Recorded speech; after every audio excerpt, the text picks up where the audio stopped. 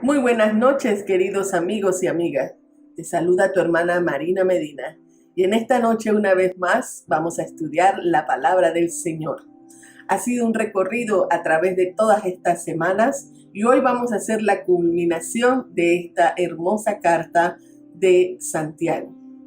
Busca tu cuaderno, busca tu Biblia, ponte cómodo y juntos una vez más adentrémonos al estudio de la palabra del Señor. Dios, en esta noche ponemos este tiempo en tus manos. Abre nuestro corazón, nuestra mente y glorifícate una vez más. Bendice la vida de todos aquellos que estarán escuchando esta palabra. En el nombre de Jesús, amén. Bien, vamos entonces primeramente en esta noche a hacer un recorrido de lo que nosotros hemos visto a través de la carta de Santiago. Recuerda que Santiago es un género sapiensal, que a través de toda la carta nosotros estuvimos viendo este género sapiensal. Y por la forma y la estructura de la misma carta y los continuos consejos de sabiduría que Santiago supo expresar a estos primeros oyentes.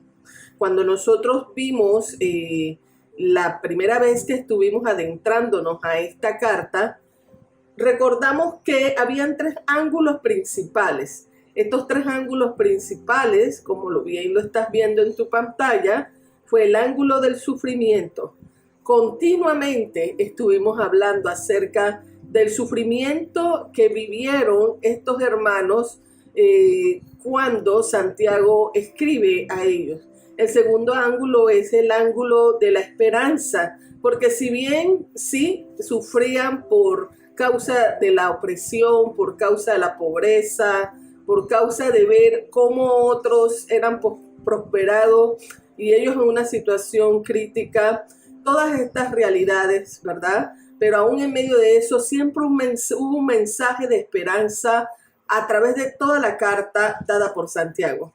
Y el siguiente ángulo, el tercer ángulo principal, fue el ángulo de la praxis. Santiago se caracteriza por hablarnos de una fe práctica, una fe que soporta las pruebas, una fe que soporta la tentación, una fe que no hace acepción de personas, una fe que hace buenas obras, una fe que busca escuchar y hacer la palabra del Señor, una fe que se somete a Dios con humildad, entre otras lecciones que encontramos en esta carta de Santiago. Así que como bien lo puedes ver, los grandes temas de esta carta de Santiago fue la paciencia puesta a prueba, la fe y las obras, el uso de la lengua y también la sabiduría, y sobre todo es una carta que nos habló en gran medida sobre el tema de los ricos y pobres y cuál es la perspectiva bíblica de Dios frente a la riqueza y la pobreza. Santiago, siervo de Dios y del Señor Jesucristo, saluda a las 12 tribus de Israel esparcidas por todo el mundo.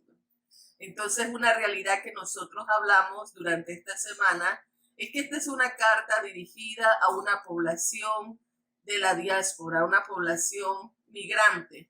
Algo que tienes que actualizar en este momento histórico es que la mayoría de los organismos del mundo, a todos aquellos personas que migran de un lugar a otro, son ahora llamados personas de la diáspora.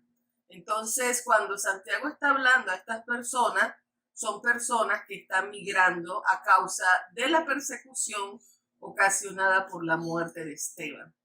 Esto nos hace recordar para todos aquellos que son de la diáspora en el día de hoy, que Santiago es una carta que habla de esta realidad relacionada con el pueblo cristiano, el pueblo de la diáspora esparcido a causa del Evangelio de Jesucristo. Haciendo un análisis de la carta de Santiago que hemos visto a través de estos meses, primeramente queremos recordarles que Santiago escribe a una población judío-cristiana, es una población judío-cristiana, y a través del mismo texto vemos la forma, las figuras que Santiago utiliza porque está escribiendo una población judía. Ejemplo, más de 11 veces utiliza la palabra hermanos a la hora de dirigirse a la iglesia. Otro aspecto importante que también vemos en la carta es el uso de algunas palabras claves, tales como la palabra ley. En diferentes momentos, Santiago trae a luz la palabra ley para justamente referirse a algunos de los temas que él hablaba a esta población, dándonos ver una vez más que él está escribiendo a una población judío-cristiana. Otro aspecto importante que nosotros vemos en la carta de Santiago es cuando pensamos en el versículo clave. El versículo clave, como bien lo estás viendo en tu pantalla, consideramos que es el verso 26 y 27 del capítulo 1, por lo que menciona estos versículos cuando dicen: si afirmas ser religioso, pero no controlas tu lengua, te engañas a ti mismo y tu religión no vale nada. La religión pura y verdadera a los ojos de Dios Padre consiste en ocuparse de los huérfanos y de las viudas en sus aflicciones y no dejar que el mundo te corrompa. La religión pura y sin mancha delante de Dios el Padre es esta: ayudar a los huérfanos y a la viuda en sus aflicciones y no mancharse con la maldad del mundo. Como nosotros vemos, el versículo 27, ahí está repetido 2 veces, porque es la manera en que quiero resaltar que el llamado de la carta es a saber vivir una fe donde el manejo de la lengua, el manejo de las actitudes, de la conducta, se acorde con lo que Dios nos enseña y sobre todo acordándonos de aquellos que están pasando por necesidad, como los huérfanos, como la viuda, como la población migrante, y no dejarnos corromper por el mundo. La prueba fue uno de los temas fundamentales de esta carta de Santiago, donde encontramos en diferentes pasajes un mensaje relacionado con las pruebas, desde el de saber que aquellos que pasan por pruebas son bienaventurados, desde la actitud que debemos de tener frente a la prueba, y hasta el saber de que tenemos que soportar con paciencia las pruebas. Otro tema que también nosotros vimos en esta carta de Santiago es cómo nosotros confrontamos las presiones emocionales que son producto de las pruebas, de las opresiones, de las situaciones difíciles que podemos vivir y que estaban viviendo en ese entonces los hermanos en aquella época. Y encontramos algunos pasajes que Santiago trae para hacerle frente a esas conductas y a esas actitudes que estaban asumiendo algunos miembros de la iglesia, tales como Santiago hace un llamado a los hermanos a que entiendan, o más bien sean prestos para oír y lentos para hablar, lentos para enojarse, siendo el enojo una de las emociones y de las actitudes o conductas que afloran justamente ante situaciones de presión y situaciones adversas. Otro aspecto que resalta la carta de Santiago en el capítulo 2, versículo 13, hace un llamado a que los hermanos sean sabios y que lo demuestren en su estilo de vida. Recordemos que también Santiago en el capítulo 2, versículo 13, dice: aquellos que son sabios, demuéstrenlo en su manera honesta, en sus buenas acciones, en su humildad, haciendo un llamado justamente a vivir con sabiduría aún ante la situación adversa. Otro llamado que hace Santiago en esta carta con relación a esas expresiones emocionales producto de las adversidades, del sufrimiento y de la prueba, es a ser humilde. Capítulo 4, versículo 7, a ser humilde, a humillarse delante de Dios, resistir al diablo y él huirá, ¿verdad?, de aquellos que deciden someterse a Dios y humillarse ante Dios. Otro aspecto que también vimos en el capítulo 5, versículo 19, era de no quejarse unos a otros, como lo vimos en el capítulo 4, de no criticarse unos a otros y sobre todo no mentirse no mentir el uno al otro a través de el juramento. Por último, Santiago hace un llamado a la oración ferviente y eficaz. Otro tema importantísimo en esta carta es el tema de la riqueza o de los ricos y los pobres. Y esto es muy importante, amigos y amigas que me escuchan, porque muy pocas veces nosotros escuchamos, tal vez en enseñanza, este tema tan profundamente tratado en la carta de Santiago sobre los ricos y los pobres, y tenemos que recordar un poco el contexto histórico. Recordemos una vez más, una iglesia de la diáspora dispersa tuvieron que dejar sus hogares, tal vez posesiones, terreno, van a otros lugares a hacer su vida, a desarrollarse. La situación tal vez para algunos es más beneficiosa, para otros tal vez es muy precaria. Y Santiago habla grandes verdades sobre la riqueza y la pobreza. La primera encontrada en el verso 1:9, cuando dice: los creyentes que son pobres pueden estar orgullosos porque Dios los ha honrado. Y los que son ricos deberían estar orgullosos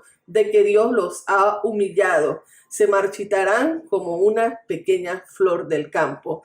Recordando Santiago a través de este pasaje de que tanto los pobres son exaltados. ¿En qué sentido? Que aún en medio de su pobreza, ellos son bien recibidos en el reino de Dios.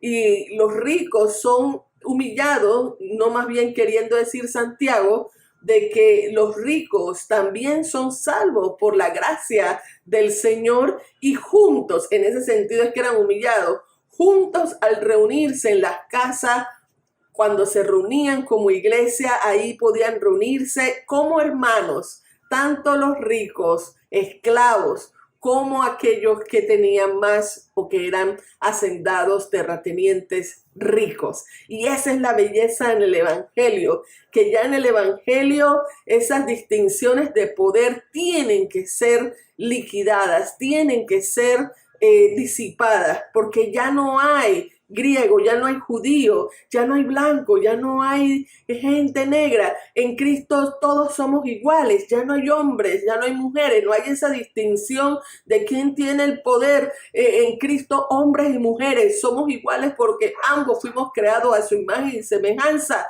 En Cristo ya los libres y los esclavos también eran uno, los que son ricos y tienen propiedades o los que son empleados y trabajan para otros, todos en Cristo somos iguales, y esa es la riqueza que nos presenta Santiago. Además que también Santiago habla acerca justamente de que en cuanto al tema de la riqueza y la pobreza, en el capítulo 2, versículo 1, de que mis amados hermanos, ¿cómo pueden afirmar que tienen fe en nuestro glorioso Señor Jesucristo si favorecen más a algunas personas que otras? Y aquí Santiago nos está hablando acerca que en el pueblo de Dios no se puede tener favoritos ni hacer asesión de personas porque unos tengan más y otros tengan menos. De igual forma, otro tema muy tratado en Santiago es la compasión para aquellos que están pasando por pruebas, y que nuestra fe tenía que reflejarse a través de las obras.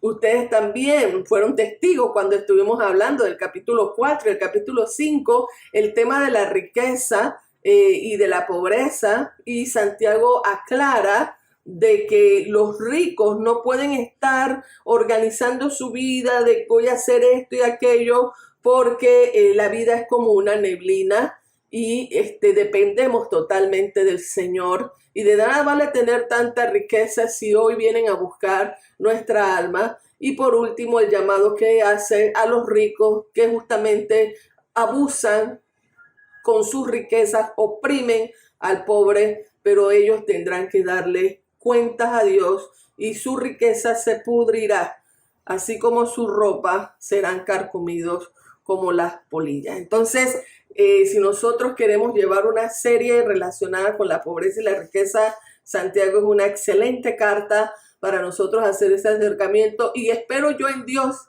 que a través de estas semanas, cuando nos hemos acercado a esas temáticas, Dios haya hablado a tu vida, porque puede ser que no seas rico, pero también cuál es nuestra actitud ante las personas que tienen menos que nosotros. Muchas veces nos gusta escuchar enseñanza cuando tocan ciertas necesidades muy particulares nuestras y no nos regamos, no queremos escuchar mucho cuando nos hablan de ayudar justamente al otro. Y es producto del individualismo que vivimos en nuestra sociedad.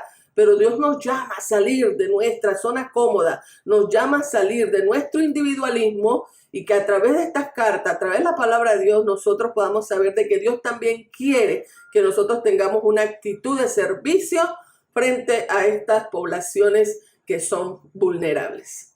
Bien, antes de entrar a nuestro pasaje de hoy, hay dos cositas más haciendo nuestro recorrido por la carta de Santiago que quiero resaltarte. Lo primero es la relación que Santiago hace de una fe práctica y algunos temas que también nos habló Santiago con relación a una fe de la praxis. Praxis significa práctica, en la acción, ¿verdad? Entonces vamos a ver algunos de esos versículos. Vimos en el capítulo 1, versículo 2, cuando Santiago habla, no solo escuchen la palabra de Dios, tienen que ponerla por práctica. Realmente es el versículo 1:22. También cuando Santiago habla en el capítulo 2:17, como pueden ver, la fe por sí sola no es suficiente a menos que produzca buenas acciones. En el capítulo 3, versículo 7, el ser humano puede domar toda clase de animales, aves y reptiles, pero nadie puede domar la lengua. Como cristianos, nuestra fe, tenemos que dejar que el Espíritu Santo sea quien domine y dirija nuestra lengua y salga agua dulce de esta fuente y no dos aguas diferentes. También en el capítulo 4, versículo 17, Santiago nos recuerda que recuerden que es pecado saber lo que se debe hacer y luego no hacerlo. Y parte, ¿verdad?, de la realidad nuestra es que el pecado es cuando nosotros sabemos lo que tenemos que hacer y no lo hacemos. Tenemos que hacer. La fe se trata de obras prácticas, se trata de una vivencia que es del día a día, una vivencia concreta del día a día. Y por último, Santiago recuerda en el capítulo 5:20, pueden estar seguros de que quien haga volver al pecador de su mal camino, salvará a esa persona de la muerte. Y aquí es un llamado a que nosotros podamos también hacer que nuestros hermanos que posiblemente se apartan por alguna situación u otra puedan volver al camino del Señor. Algo interesante que también quiero traerte con relación a la carta de Santiago es cómo Santiago trae constantemente el sermón del monte dado por Jesús. Así que Santiago se convierte en esa pequeña sección, en esa emulación del sermón del monte expresado en su carta. Como bien lo ve en tu pantalla, Santiago habla, igual que en el sermón del monte, del gozo de las pruebas, de cómo las pruebas nos hacen perfectos. Habla acerca del pedir y que Dios nos dará. Habla acerca de que de Dios procede todo lo que es un don bueno y perfecto. El llamado a no solamente ser oidores, sino hacedores de la palabra de Dios.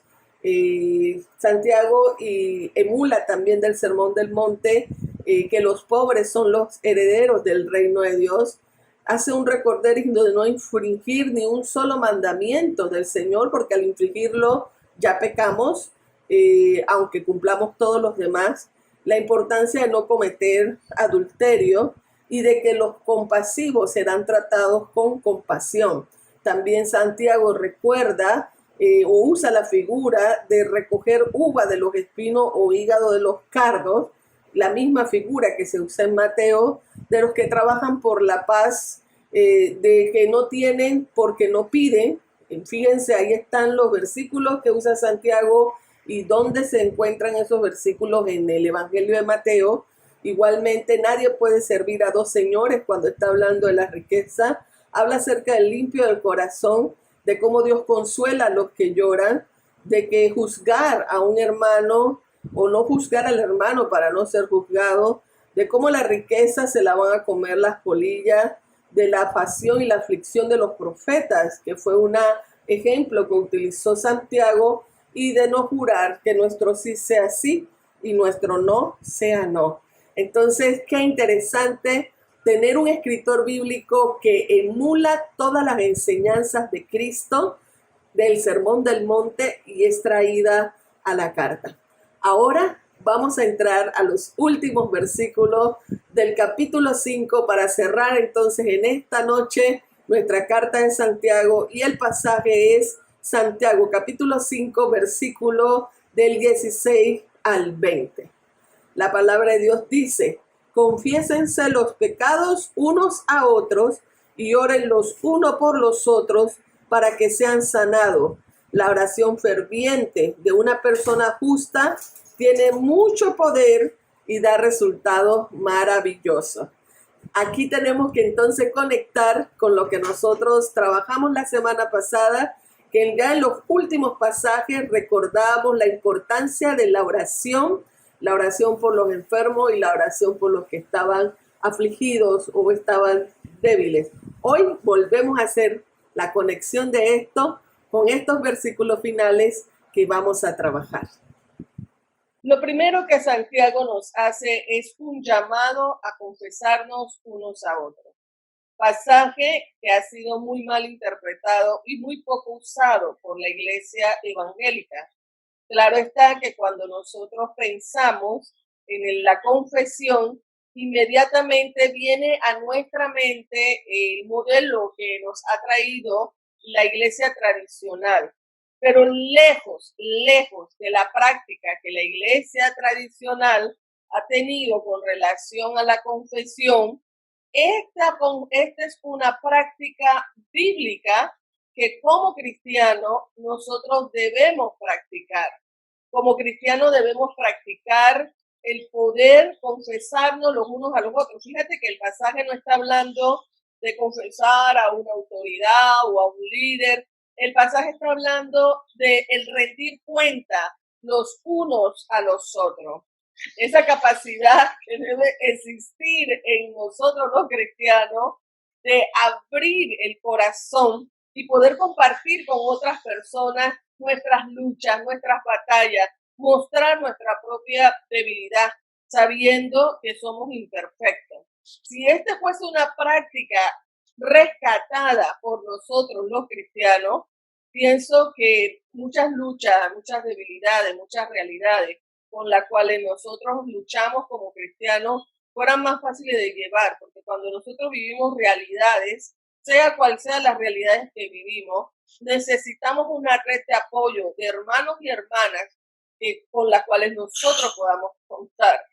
Sería muy importante que nosotros fuéramos hoy día, rescatáramos esta práctica de poder rendirnos cuentas unos a otros, de poder confesarnos unos a otros. Y fíjate que en estos momentos de crisis y de lucha que vivimos nosotros hoy y que estaba viviendo en ese entonces la iglesia de la diáspora, era muy importante el poder compartir con alguien, abrir nuestro corazón y poder compartir nuestras batallas y nuestras luchas.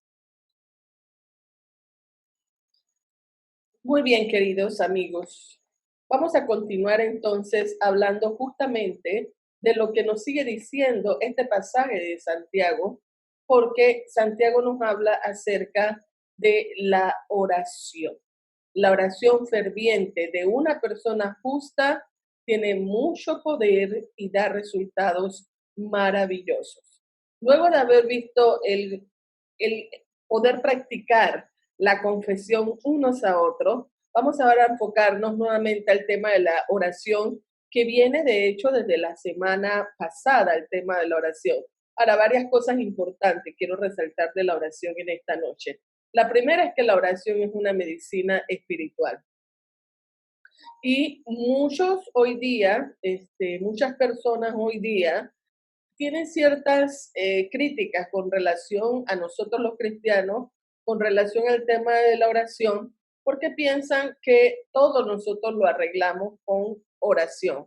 Ahora, varias cosas importantes quiero resaltar sobre justamente esta forma de pensar relacionada con la oración. Vamos a rescatar primero los aspectos que nos enseña la palabra con relación a la oración. Primeramente, la oración siempre tendrá un efecto positivo en nuestra vida. Mira, eh, no sé tú, pero a nivel personal, en los momentos en que estoy, ¿verdad?, ansiosa, hay un problema, hay una situación conflictiva, o alguien pide que ore, hay que intervenir en oración por una realidad. Solamente el hecho de orar siempre va a tener un efecto positivo en nuestra vida. ¿Y sabes por qué, queridos amigos, amigas? Porque cuando nosotros estamos orando, estamos poniendo, ¿verdad?, toda nuestra confianza en ese momento en el Señor. Estamos dependiendo de su gracia, de su amor, para que obre en esas situaciones específicas. Y sea que la situación cambie o no cambie, el solo hecho de acercarnos a Dios, de abrirnos a la presencia del Señor, tiene un efecto positivo en la vida de aquellos que oran. Y yo lo he sentido en mi vida. Muchas veces hay personas que me dijeron, yo oré por ti esta mañana o yo estaba orando por ti aquel día y yo comienzo a hacer remembranza, comienzo a evaluar la situación y yo me doy cuenta que definitivamente la oración de estas personas influyeron en las situaciones que estaba viviendo o lo que pasó. Entonces, yo lo he visto en mi vida, en solo a veces hacer una oración y aún hasta mental, he visto el cambio y cómo cambia la situación en forma positiva para ti y para mi vida, en este caso, hablándote de mi experiencia personal. Entonces, siempre el solo hecho de orar tendrá un efecto positivo en nuestra vida y Santiago lo sabía. Y la invitación sigue siendo para la iglesia, oraos los unos por los otros. Otro aspecto importante de la oración a resaltar en esta noche es que quien no ora, quien no ve la oración como una herramienta o una arma, ¿verdad?, que Dios nos ha dado, un arma poderosa, una de las herramientas más poderosas que Dios nos ha dado para contrarrestar enfermedades, ya sea del cuerpo o del alma, ¿verdad? Está perdiendo una oportunidad. La oración se convierte en un recurso que Dios nos da para que justamente esto traiga la presencia de Dios a nuestra vida y a la situación. Entonces se convierte en más que un recurso, un arma poderosa para nosotros. Y el que no ora está desaprovechando este recurso que Dios nos da para que cambie la situación. Entonces, el orar es muy importante, amigos. Otro aspecto importante que resalta el autor en cuanto a la oración es que la oración sana también, no solamente a los que están enfermos o a una persona, sino que la oración trae sanidad comunitaria cuando oramos los unos por los otros. Y aquí yo quiero resaltar que si bien la oración es una disciplina espiritual para nosotros acercarnos a Dios y es algo que se debe dar en nuestra intimidad con Dios, la oración también es un ejercicio que se debe dar a nivel comunitario. Y tan importante es la oración a nivel individual, a nivel particular, en nuestra relación con Dios, como la oración que se debe dar a nivel de la comunidad. Qué lindo ha sido ver mucho pueblo de Dios orando durante estos tiempos difíciles en que está pasando la humanidad, porque reconocemos que al final lo único que nos queda es Dios. A lo único que podemos abocar es a esa gracia divina. Y como iglesia reconocemos esta bendición y recurso que Dios nos da. Y como comunidad se han puesto de acuerdo muchas organizaciones eclesiásticas para orar, muchos grupos cristianos para orar. Entonces la oración no solamente trae sanidad individual, sino que la oración trae sanidad comunitaria y debemos cada día aprender a practicar, así como la oración individual, la oración comunitaria. Otro aspecto importante de la oración como medicina espiritual es que constantemente, a través del texto bíblico, la Biblia nos invita a que hay muchas razones por las cuales orar.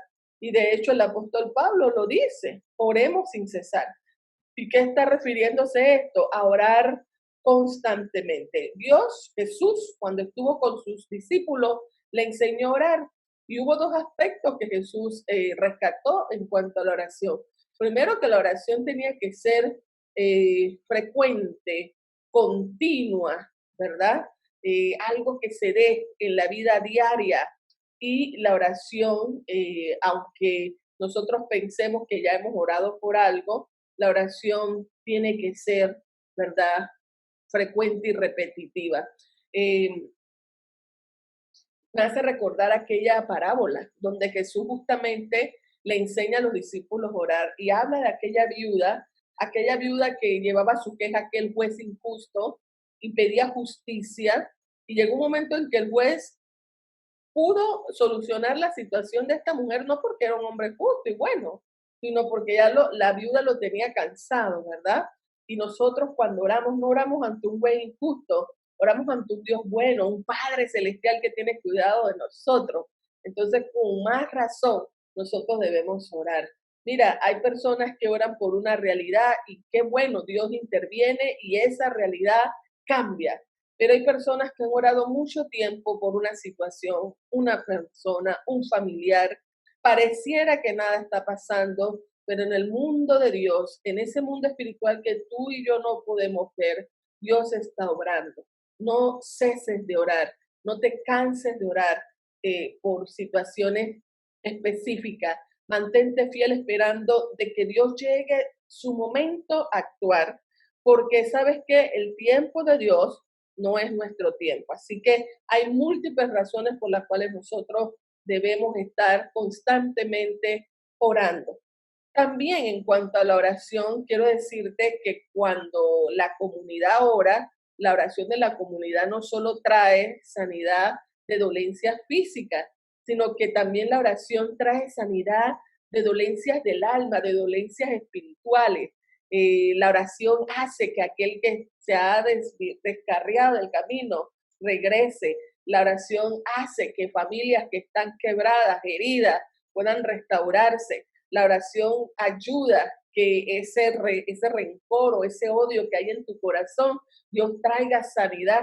Entonces la oración no solamente produce sanidad física, sino también produce sanidad de las dolencias del alma y las dolencias espirituales. Y de hecho lo veíamos la semana pasada cuando Santiago dice, por aquel que está débil y afligido oremos, pero también por aquellos que están enfermos.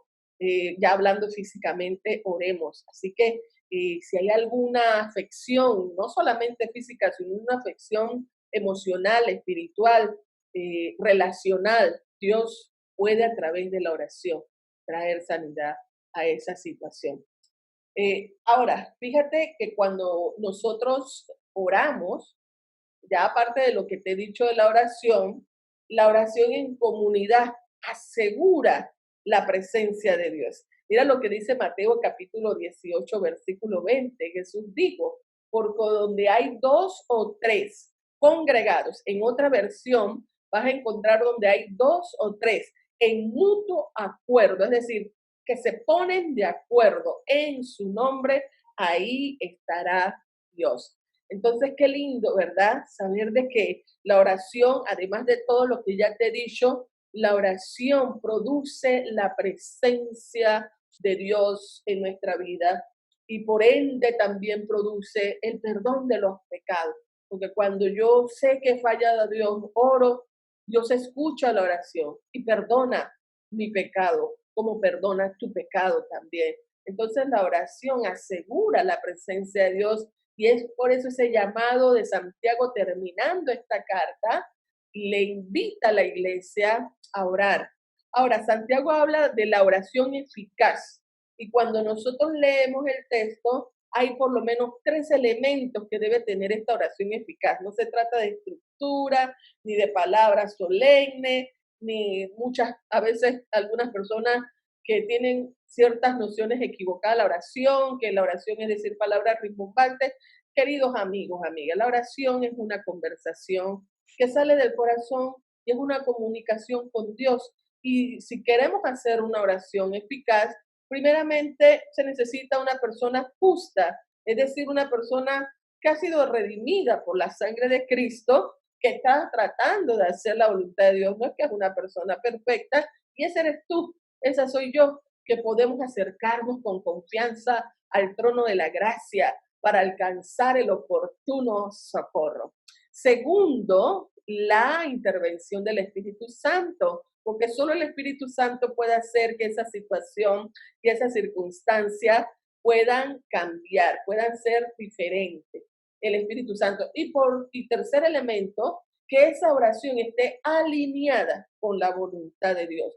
Recuerda lo que yo te mencioné semanas atrás, que nosotros tenemos que alinear nuestra oración con la voluntad de Dios. Y es por eso que Jesús al enseñar a orar decía, cuando oren, ¿verdad? Venga tu reino, hágase tu voluntad. Y no hay oración más poderosa, queridos amigos, amigas que me escuchan, cuando una oración está alineada con la voluntad de Dios. Así que la oración debe ser practicada, ¿verdad?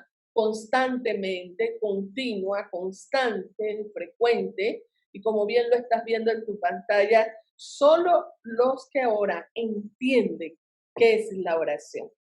Así que, amigos, amigas, al orar es que tú vas a poder comprender, crecer en esta área. Solo orando se sabe orar. Es como la evangelización. Hay muchas cosas que tenemos que aprender en la evangelización, pero solo evangelizando aprendemos a evangelizar. Así que es importante la oración y Santiago lo recalca. Algo que te mencionaba justamente hace un momento, hay mucha gente que piensa, y aún cristianos, que ven la oración como el opio para adormecer la conciencia.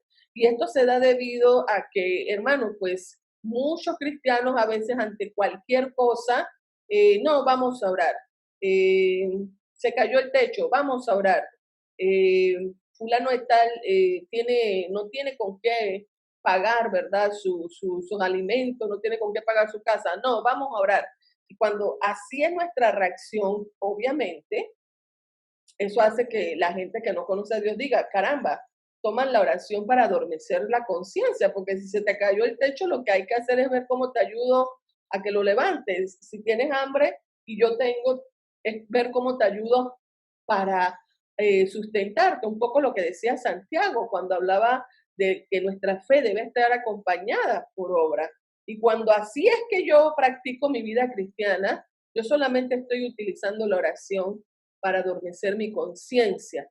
La oración se debe dar y debe ser prioritaria en nuestra vida, pero la oración debe estar acompañada también de una serie de acciones que alimentan esa fe de lo que yo te estoy diciendo.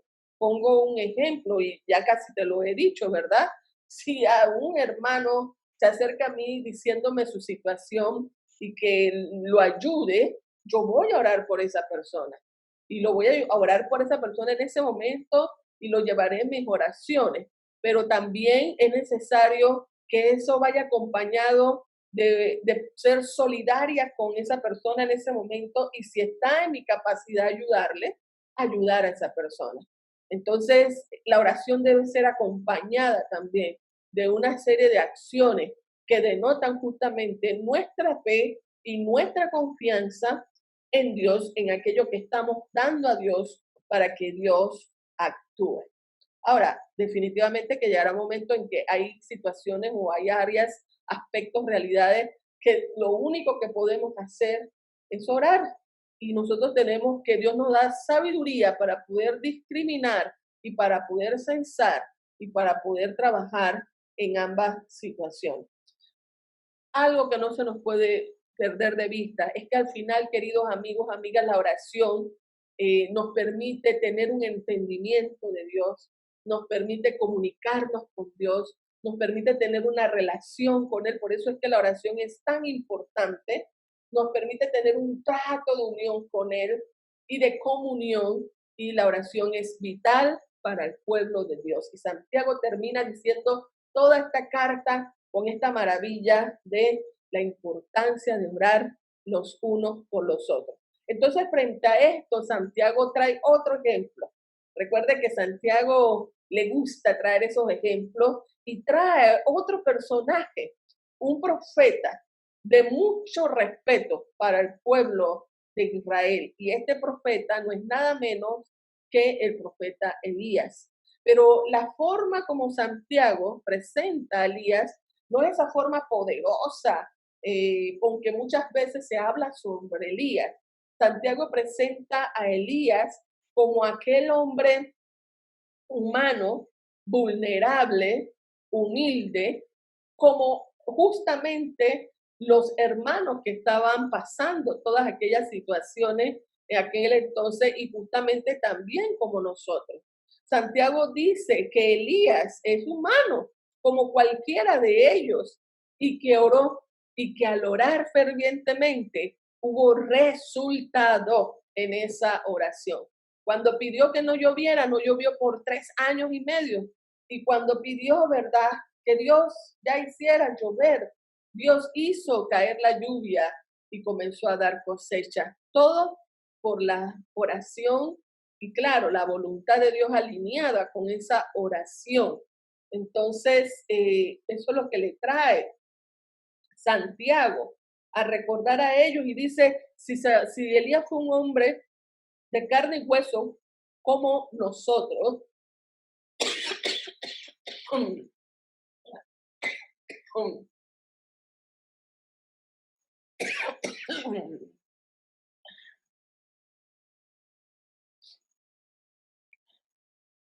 si Elías fue un hombre de carne y hueso como tú, como yo, y Dios escuchó su oración, ¿cómo no va a escuchar tu oración?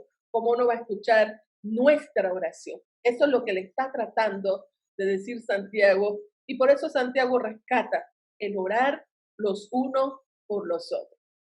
Y bien, Santiago va entonces a la finalización de este pasaje y en los versículos 19 y 20 dice, mis amados hermanos, si alguno de ustedes se aparta de la verdad y otro lo hace volver, pueden estar seguros de quien le haga volver, es verdad, el que le haga volver al pecado de su mal camino, salvará a esa persona.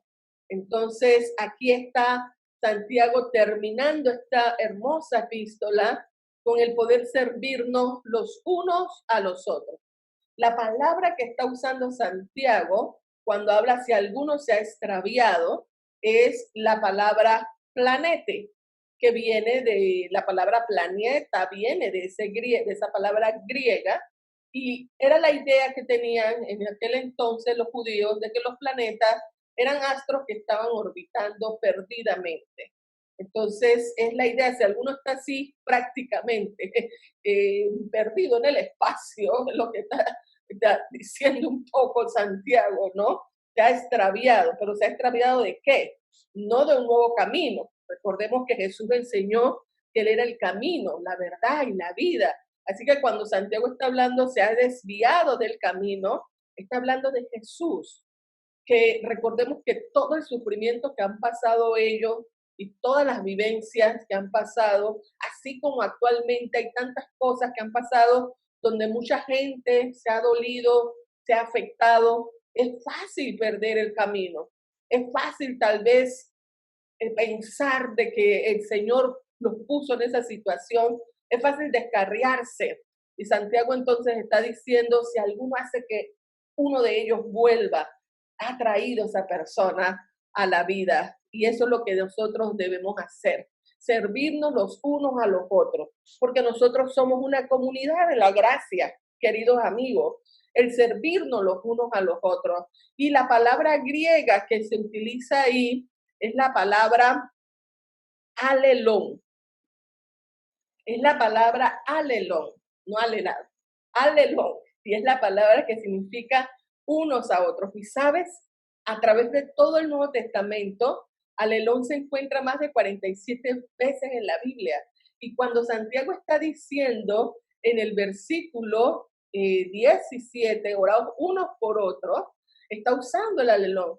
Y cuando dice, si alguno hace volver nuevamente el camino a esa persona, está haciendo alusión a esa comunidad de la gracia, que ahí estamos tú y yo, para hacer esa comunidad de la gracia y poder servirnos. Mira, en el texto bíblico vamos a encontrar unos a otros cuando en Corintio dice, que nos interesemos unos por otros, cuando en Primera de Pedro dice que nos hospedemos unos a otros, cuando en Gálatas dice que no nos irritemos unos a otros, cuando también en Gálatas dice que nos soportemos unos a otros, en Colosenses, cuando en Colosenses dice que no nos mintamos unos a otros, cuando nos dice Primera de Tesalonicenses que nos animemos unos a otros, cuando nos dice Santiago, oremos unos por otros. Y esa es la comunidad de la gracia, donde todos estamos llamados a servir. No crea que el servicio es algo que solamente el líder o el pastor tiene que hacer. En la comunidad de la gracia, todos estamos llamados a servirnos unos a otros y regresar a alguien que se ha desviado del camino. No es un trabajo únicamente del líder o del pastor, es un trabajo de la comunidad. Y si sabes de alguien que se ha desviado y tú eres amigo de esa persona, eres cercano a esa persona, te corresponde, ¿verdad?, traer con cuerdas de amor, orando por esa persona, visitando, hablando, dándole ánimo, a veces confrontando, pero con amor y con sabiduría para que esa persona vuelva al camino del Señor. Y qué belleza que esta carta cierra de esa manera, donde justamente han pasado por una serie de realidades, pruebas, tentaciones, escarnio de los ricos, discriminación, pobreza, situación de sufrimiento, y que en medio de todo eso Santiago diga, oren unos por otros, puedan darse cuenta, den cuenta los unos a los otros cuando habla de confesarse, ¿verdad? Y cuando termina diciendo el que podamos traernos nuevamente al camino a aquellos que se habían descarriado. Es como un broche de oro. Santiago no es la carta que termina con saludos, así como comenzó sin saludo para nadie, ni oración, sino al grano de la situación. Termina también porque ya había terminado de decir lo que Dios quería que se dijera a la realidad de este pueblo de la diáspora. De esta manera nosotros cerramos con Santiago y vamos a ponerte un examen, a ver si has ido siguiendo la carta. Y de entrada, Santiago habla en el capítulo 1 de dos realidades donde la fe tiene que manifestarse. A ver si sabes, la primera del capítulo 1, 2 al 12, una fe viva se expresa a través y además de, bueno, si dijiste la prueba, soportar la prueba, bien, pero también en los versículos del 13 al 27, esa fe tenía que soportar ¿qué otra cosa? Ajá, exactamente, soportar la tentación. Esta fue prácticamente la introducción del libro de Santiago. Luego él habló acerca de algunos principios fundamentales de cómo vivir justamente nuestra fe frente al sufrimiento. Y la primera la encontramos en el capítulo 2 del 1 al 13, vivir una fe viva, no haciendo acepción de personas. Luego Santiago nos habla del capítulo 2 al 14 al 26, una fe viva que se muestra con buenas obras, porque si tu fe está viva, se muestra con buenas obras. Posteriormente llegamos al capítulo 3 y Santiago habla acerca de que una fe viva produce un control de la lengua, porque es el Espíritu Santo quien está tomando control de nuestra lengua. Y también en el capítulo 3, versículo del 13 hasta el 5-6, prácticamente se habla de una fe viva, se somete a Dios con humildad. Y terminando esta sesión que hemos hablado, las dos últimas sesiones, Santiago trae 3 exhortaciones prácticas en medio de la aflicción. La primera, una exhortación a ser paciente, macrotimia, a tener paciencia, a ser perseverante. Siguiendo, según los pasajes, capítulo 5 del 12, creo que te acuerdas que hablamos la semana pasada, una exhortación a no mentir, jurando. No nos mintamos, ¿verdad? No juremos. Y por último, que es lo que hemos hablado en esta noche, una exhortación a orar y a confesarnos los unos a los otros. Ha sido un placer estar contigo durante todas estas semanas estudiando la epístola de Santiago. Para ti, esta ha sido la serie de Santiago y puedes revisar los videos y volver a estudiarla y hacer tus apuntes y ver las diapositivas. Espero que el Señor haya bendecido tu vida en gran manera a través de este estudio de la palabra. Contigo ha estado durante toda esta semana Marina Medina. Ha sido un gusto poder servirte a través de la enseñanza de la palabra y mi anhelo es que esta palabra haya podido servir para que puedas crecer en un peldaño más en tu crecimiento espiritual y bíblico y personal. Muchos abrazos y bendiciones.